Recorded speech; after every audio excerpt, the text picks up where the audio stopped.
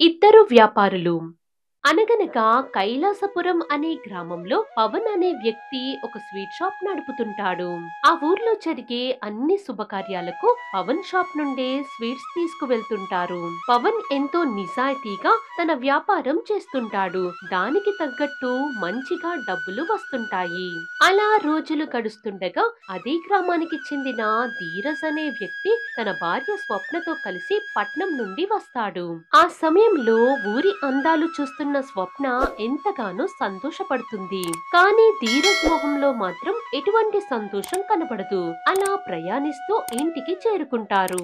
అప్పుడు కొడుకు కోడల్ని చూసిన నారాయణ, ఏంట్రా ధీరజ్, చెప్పా పెట్టకుండా వచ్చేసావు?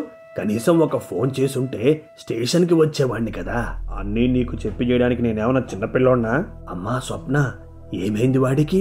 ఏం చెప్పమంటారు మావయ్య గారు, పట్నంలో ఏదో బిజినెస్ చేద్దామని వెళ్ళాం. అక్కడంతా నష్టం తప్ప ఏం ఎదురవ్వలేదు. నేను ముందు నుండి చెప్తున్నాను, మనకి వ్యాపారాలు అన్ని అచ్చి రావని. నా మాట వింటేనే కదా. ఇప్పుడు చూడు ఏం జరిగిందో. నాకు నీతులు చెప్పకండి నాన్న, మీరేదో ఆస్తులు కూడబెట్టినట్టు మాట్లాడుతున్నారు. ఏంట్రా వాగుతున్నావు? నీకు అసలు మంచి మర్యాద తెలీదా? ముందు మీరు కొడుకుతో ఎలా మాట్లాడాలో నేర్చుకోండి. అలా ఇద్దరి మధ్య వాదన మొదలవుతుంది. ఆ సమయంలో చుట్టుపక్కల ఉన్న వాళ్ళు తండ్రి కొడుకుల మధ్య జరిగే గొడవ చూస్తుంటారు. అది గమనించిన స్వప్న, మావయ్య అందరూ మనల్నే చూస్తున్నారు, ముందు లోపలికి పదండి. నేను ఎక్కడికి వెళ్ళినా ప్రశాంతత లేకుండా పోయింది, చిచి అని ధీరజ్ విసుగ్గా ఇంట్లోకి వెళ్లిపోతాడు. ఆ తర్వాత స్వప్న వారి బ్యాగ్లు తీసుకుని వెనుకే వెళ్తుంది. ధీరజ్ 2 రోజుల తర్వాత ఊరంతా చూసి వద్దామని ఇంటి నుండి బయలుదేరుతాడు. అలా నడుస్తున్న సమయంలో ధీరజ్ వైపు ఒక వ్యక్తి నడుచుకుంటూ వచ్చి ఆగుతాడు. అతడు ధీరజ్ కి బాబాయ్ వరుస అవుతాడు. పట్నం నుండి ఎప్పుడొచ్చావురా అబ్బాయి? నేను వచ్చి 2 రోజులైంది బాబాయ్. నువ్వేంటి మంచి హుషారుగా ఉన్నావు? ముందు ఈ స్వీట్స్ తీసుకోరా. అప్పుడు ధీరజ్ ఒక స్వీట్ తీసుకుని తింటాడు. అది చాలా రుచిగా ఉంటుంది. స్వీట్స్ చాలా రుచిగా ఉన్నాయి బాబాయ్. పట్నం నుండి తీసుకొచ్చావా? అబ్బే లేదురా, నీ చిన్నప్పటి ఫ్రెండ్ పవన్ ఉన్నాడు కదా, వాడి షాపు నుండి తీసుకొస్తున్నాను. అవునా? ఇంతకీ నోరు తీపి చేసిన విషయం ఏంటో చెప్పు బాబాయ్. నా కొడుక్కి మంచి జీతంతో ఉద్యోగం వచ్చిందిరా, అందుకే స్వీట్స్ పంచిపెడుతున్నాను. ఆ మాట వినగానే ధీరజ్ కి అసూయ కలుగుతుంది. దాంతో అక్కడి నుండి బయలుదేరి వెళ్లిపోతాడు. అలా కాస్త ముందుకు వెళ్లిన తర్వాత పవన్ స్వీట్ షాప్ కనబడుతుంది. అక్కడకు చాలా మంది జనం వస్తూ వెళ్తుంటారు. ఈ పవన్ వ్యాపారం బాగా జరుగుతున్నట్టు ఉంది. ఒకప్పుడు ఎందుకు పనికిరాని వాడన్నట్టు ఉండేవాడు, ఇప్పుడు పెద్ద వ్యాపారి అయిపోయాడు అని ధీరజ్ అనుకుంటూ పవన్ షాప్ వద్దకు వెళ్తాడు. అప్పుడు పవన్ తన చిన్ననాటి స్నేహితుడిని గుర్తుపట్టి మాట్లాడుతాడు. నిన్ను చూసి చాలా కాలమేం ధీరజ్, ఉన్న పలంగా ఊరు వచ్చేసావేంట్రా? ఏం చెప్పమంటావురా, నేను వ్యాపారంలో బాగా నష్టపోయాను. అందుకే ఊర్లో అయినా ఏదైనా చేసుకుందామని వచ్చేసాను. పోనీలే, ఇక్కడే ఏదో పని చేసుకోవచ్చురా. ఒకవేళ నీకేమైనా సాయం కావాలంటే నన్ను అడుగు. సరేరా, నేనింక బయలుదేరుతాను. ఒక్క క్షణం ఆగు ధీరజ్, ఈ స్వీట్స్ తీసుకెళ్లు ధీరజ్. థ్యాంక్స్ రా అని ధీరజ్ ఆ స్వీట్స్ బాక్స్ తీసుకుని అక్కడి నుండి బయలుదేరుతాడు. అలా ఇంటికి చేరుకున్న ధీరజ్ తన భార్యకు స్వీట్స్ ఇస్తాడు.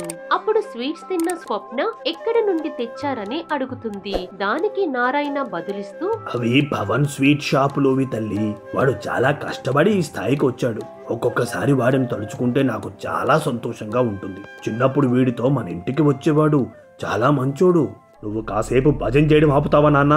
నేనేం తప్పుగా మాట్లాడానురా. నువ్వు కూడా జీవితంలో ఏదైనా సాధిస్తే సంతోషపడతాను. చూస్తూ ఉండు, నాకంటూ ఒక రోజు వస్తుంది, అప్పుడు అందరికీ సమాధానమిస్తాను అని ధీరజ్ కోపంగా అక్కడి నుండి తన గదిలోకి వెళ్లిపోతాడు. ఆ తర్వాత పవన్ గురించి అసూయ పడుతూ ఆలోచిస్తుంటాడు. అప్పుడు ధీరజ్ డబ్బులు సంపాదించడానికి ఏం వ్యాపారం చెయ్యాలని సతమతమవుతుంటాడు. చివరిగా ధీరజ్ కు ఒక ఆలోచన తడుతుంది. దాంతో అదే రోజు సాయంకాలం వేళలో తన బాబాయ్ ఇంటికి వెళ్తాడు. ఏంట్రా అబ్బాయి ఇలా వచ్చావు? నాకు నువ్వు ఒక సాయం చెయ్యాలి బాబాయ్. నాకు వీలైనంతలో సాయం చేయగలను, ఏంటో అడుగు. నేను ఊర్లో ఒక కొత్తగా వ్యాపారం మొదలు పెడుతున్నాను బాబాయ్. దానికి నువ్వు డబ్బు అప్పుగా ఇస్తే బాగుంటుంది. అయ్యో, నా దగ్గర అప్పించేంత డబ్బులు లేవురా. కావాలంటే ఎవరినైనా అడిగి చూస్తా. ఏదో ఒకలాగా కొంచెం పని అయ్యేలా చూడు బాబాయ్. సరేరా, ముందు నేను మాట్లాడి ఆ తర్వాత నీకు కబురు పెడతాను. తండ్రిని డబ్బు అడగటానికి మొహం చెల్లక ధీరజ్ తన వ్యాపారానికి పెట్టుబడి కోసం బాబాయిని డబ్బులు అడుగుతాడు. అలా వారం రోజులు గడుస్తాయి. మరోవైపు ధీరజ్ ప్రతిరోజు పవన్ వ్యాపారాన్ని చూసి కుళ్ళుకుంటాడు. ధీరజ్, నువ్వు అడిగిన డబ్బులు సర్దగలిగాను, కానీ నాకు మాత్రం మాట రానివ్వకు. నువ్వేం కంగారు పడకు బాబాయ్, అనుకున్న సమయానికి డబ్బులు తిరిగిచ్చేస్తాను. సరే అబ్బాయ్, ఇంతకీ ఏ వ్యాపారం మొదలు పెడుతున్నా? త్వరలోనే చూస్తావు కదా బాబాయ్ అని ధీరజ్ తన బాబాయ్ వద్ద నుండి డబ్బులు తీసుకుని అక్కడ నుండి బయలుదేరుతాడు. కొన్ని వారాల తరువాత పవన్ స్వీట్ షాప్ కి దగ్గరలో ధీరజ్ కూడా ఒక స్వీట్ షాప్ ప్రారంభిస్తాడు. ఒరే ధీరజ్, ఊర్లో ఒక స్వీట్ షాప్ ఉండగా మళ్ళీ నువ్వెందుకు పెట్టావురా? ఆ పవన్ షాప్ లో ఉండే వెరైటీస్ కన్నా మన షాప్ లో ఎక్కువ వెరైటీస్ ఉంటాయి కాబట్టి అందరూ మన దగ్గరికే వస్తారు అని ధీరజ్ పవన్ కి పోటీగా స్వీట్ షాప్ నడుపుతాడు. కొత్తలో బిజినెస్ బాగానే జరుగుతుంది. కాకపోతే పవన్ షాప్ కి అలవాటు పడ్డ ప్రజలు ఆ షాప్ కి వెళ్తుండేవారు. దాంతో ధీరజ్ కి పవన్ మీద ద్వేషం పెరుగుతుంది. ఏంటండి నీరసంగా ఉన్నారు? అదేం లేదు స్వప్న, కొంచెం పని ఒత్తిడి వల్ల నీరసంగా ఉంది. ఇంతకీ వ్యాపారం ఎలా నడుస్తుంది? అసలు ఈ మధ్య షాప్ గురించి ఏం మాట్లాడడం లేదు. స్వప్న అడిగిన ప్రశ్నకు ధీరజ్ ఎటువంటి సమాధానం ఇవ్వడు. ఆ మాటలన్నీ విన్న నారాయణ మాట్లాడుతూ, పులిని చూసి నక్క వాత పెట్టుకోవడం అనే సామెత విన్నావా తల్లి? ఇప్పుడు నీ భర్త పరిస్థితి కూడా అదే. ఏంటి మావయ్య మీరు అనేది? అసలు ఏం జరిగింది?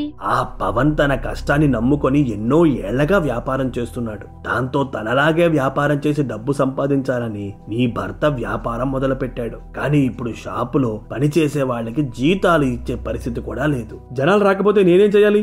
ఎంతసేపు మీకు ఆ పవన్ గొప్పే కనిపిస్తుంది. ఎప్పటికైనా ఆలస్యం కాలేదు ధీరజ్, ఇవన్నీ వదిలేసి వేరే ఏదైనా పని చూసుకో అని నారాయణ సలహా ఇస్తుంటే ధీరజ్ అక్కడి నుండి కోపంగా వెళ్లిపోతాడు. ఈసారి ఎలాగైనా పవన్ వ్యాపారాన్ని దెబ్బతీయాలని ధీరజ్ నిర్ణయించుకుంటాడు. అలా రోజులు గడుస్తూ ఉండగా ఒక రోజు పవన్ షాప్ కి వాసు అనే వ్యక్తి వస్తాడు.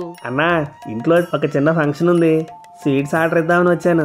అలాగే బాసు, నీకేం కావాలో చెప్తే ఆ రోజుకి అన్ని సిద్ధం చేస్తాను. వాసు ఏం స్వీట్స్ కావాలో ఆర్డర్ ఇస్తాడు. ఆ తర్వాత అడ్వాన్స్ డబ్బులు పవన్ కి ఇచ్చి అక్కడి నుండి బయలుదేరుతాడు. ఇదంతా ధీరజ్ గమనిస్తాడు. మరోవైపు పవన్ తన వంటశాల వద్దకు వెళ్లి వాసు ఇచ్చిన స్వీట్స్ తయారీ మొదలు పెడతాడు. ఈ ఆర్డర్ తో పవన్ గాడి పతనం మొదలు కాబోతుంది. ఎలాగైనా ఈసారి కోలుకోలేని దెబ్బ కొట్టాలి. 2 రోజులు గడిచిన తర్వాత పవన్ పనిచేస్తుండగా ధీరజ్ ఆ చోటు వద్దకు వస్తాడు. అప్పుడు ధీరజ్ రావడం గమనించిన పవన్, ఏంటి ధీరాజ్ ఇలా వచ్చావు? నీ దగ్గర వ్యాపార మెలకులు నేర్చుకుందామని వచ్చాను. మెలకులు ఏముంటాయి ధీరాజ్, మనం నిజాయితీగా పనిచేస్తే ఆ తర్వాత అన్ని వాటంతట అవే వస్తాయి. ఏదో పెద్ద ఆర్డర్ వచ్చినట్టుంది. అవును ధీరాజ్, ఇంకా చాలా పని ఉంది. సర్లే, నువ్వు వెళ్ళి పని చేసుకో, నేను కాసేపు ఉండి వెళ్ళిపోతా అని చెప్పడంతో పవన్ స్వీట్స్ తయారీలో బిజీగా ఉంటాడు. అప్పుడు ధీరజ్ అటుగా తిరుగుతూ మెల్లిగా తన జేబులో నుండి ఒక బాటిల్ బయటకు తీస్తాడు. ఆ తరువాత సరైన సమయం చూసుకుని అందులో ఉన్న విషాన్ని స్వీట్స్ తో కలిపేస్తాడు. అలా పని మొత్తం పూర్తయిన తరువాత ధీరజ్ అక్కడి నుండి వెళ్లిపోతాడు. ఆ సమయంలో ధీరజ్ చాలా సంతోషంగా ఉంటాడు. ఈ రోజుతో పవన్ గాడి జీవితం నాశనం అని ధీరజ్ ముందుకు నడుస్తూ వెళ్తుంటాడు. అప్పుడు ధీరజ్ బాబాయ్ ఎదురుగా రావడం చూసి ధీరజ్ మొహం చాటేస్తాడు. ఏంట్రా అబ్బాయి, చూసి కూడా చూడనట్టు వెళ్ళిపోతున్నా? అదేం లేదు బాబాయ్, గత 2 నెలల నుంచి వడ్డీ డబ్బులు కట్టడం లేదు కదా, మళ్ళీ ఏమైనా అడుగుతావేమో అని భయంతో పలకరించలేదు. నీకు అప్పు ఇచ్చిన వ్యక్తి మంచివాడు కాబట్టి నువ్వు వడ్డీ కట్టడం ఆలస్యమైనా ఏం అనడం లేదు. అసలు నాకు అప్పు ఇచ్చిన వ్యక్తి ఎవరు బాబాయ్? నా అనుకునే వాళ్లే మోసం చేసే ఈ రోజుల్లో నాకు ఇంత సాయం చేశాడు. వాసు, మొత్తం స్వీట్ బాక్సులు ప్యాక్ చేసేసా. సరే అన్న, మిగిలిన డబ్బులు ఇవిగో. ఇంట్లో అందరినీ అడిగానని చెప్పు. తప్పకుండా చెప్తా అన్న, నువ్వు కూడా తప్పకుండా భోజనానికి రావాలి. సరే వస్తాను, నువ్వు జాగ్రత్తగా వెళ్ళు అని వాసు అక్కడ నుండి ఫంక్షన్ జరిగే చోటు వద్దకు బయలుదేరుతాడు. నాకు అప్పిచ్చింది ఎవరో చెప్పు బాబాయ్, ఎందుకు అంతలా ఆలోచిస్తున్నావు? నీకు అప్పు ఇప్పించాలని చాలా మందిని డబ్బులు అడిగానురా, కానీ ఎవ్వరూ సాయం చేయలేదు. అప్పుడు పవన్ దగ్గరికి వెళ్లి విషయం చెప్పగా మరో మాట అడగకుండా డబ్బులిచ్చాడు. బాబాయ్ మాటలు విని ధీరజ్ ఆశ్చర్యపోతాడు. తనకు సాయం చేసిన వ్యక్తిని నాశనం చెయ్యాలని ధీరజ్ అనుకుంటాడు. అప్పుడు స్వీట్స్ లో విషం కలిపిన విషయం గుర్తుకొచ్చి వెంటనే పవన్ షాప్ వద్దకు బయలుదేరుతాడు. అలా చివరిగా ధీరజ్ షాప్ వద్దకు చేరుకుంటాడు. అప్పుడు ధీరజ్ తప్పు ఒప్పుకుని విషయం మొత్తం చెబుతాడు. అదంతా విన్న పవన్ ఆశ్చర్యపోయి, ఏంటి ధీరజ్ నువ్వు అనేది? అసలు ఎందుకు ఆ పని చేశావు? నీ ఎదుగుదల చూసి తట్టుకోలేకపోయాను పవన్. కానీ నిజం తెలిసాక నేను ఎంత పెద్ద తప్పు చేశానో అర్థమైంది. దయచేసి నన్ను క్షమించు. మనం తర్వాత మాట్లాడుకుందాం ధీరజ్. ముందు వాసు ఫంక్షన్ కి వెళ్లకుండా ఆపాలి. అలా ఇద్దరూ కలిసి వాసు వద్దకు బయలుదేరుతారు. చివరిగా వారిద్దరూ వాసుని కనిపెట్టి ఆపుతారు. ఆ తర్వాత వాసుకి నిజం తెలియడంతో కంగారు పడతాడు. కానీ సమయానికి వచ్చి ప్రమాదం నుండి బయట పడేసినందుకు కుదుట పడతాడు. అయితే ఈ ఘటన జరిగిన కొన్ని రోజుల తర్వాత ధీరజ్ ఊరి జనం అందరి ముందు తన తప్పుని ఒప్పుకుంటాడు. అప్పుడు పవన్ మాట్లాడుతూ, ఇలా నువ్వు అందరి ముందు నీ తప్పు ఒప్పుకున్నావు చూడు, ఆ క్షణమే నిన్ను క్షమించాను ధీరజ్. నాలాంటి వాడు మీ మధ్య ఉండడం మంచిది కాదు. నేను పట్నం పోతాను. నువ్వు ఎక్కడికి వెళ్లాల్సిన పని లేదు ధీరజ్. మీ వ్యాపారం కూడా ఇకపై సజావుగా సాగుతుంది అని పవన్ మాట ఇస్తాడు. ఆ రోజు నుండి పవన్ షాప్ కి వచ్చే కొంతమంది కస్టమర్లను ధీరజ్ షాప్ కి పంపించేవాడు. ఆ విధంగా ఇద్దరు వ్యాపారాలు చక్కగా జరిగేవి. అలా పవన్ మరియు ధీరజ్ లు మంచి స్నేహితులుగా ఒకటవుతారు.